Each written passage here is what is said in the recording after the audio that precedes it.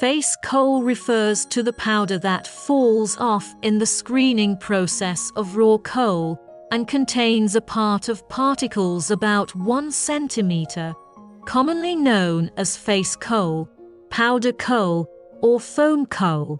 Since the speed of the face coal ball pressing machine is too fast and too slow will affect the quality of the ball, is it not on behalf of the output of the face coal ball pressing machine is fixed? The answer is not necessarily obvious.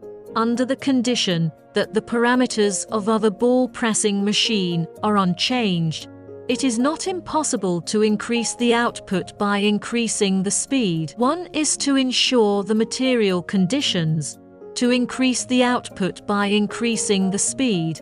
The first thing to do is to ensure the adaptability of the material to rapid prototyping, such as whether it can increase the binder content. The second is to improve the pressure of the ball press.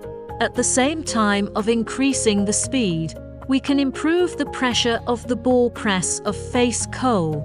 Accordingly, 3 is to ensure sufficient feeding.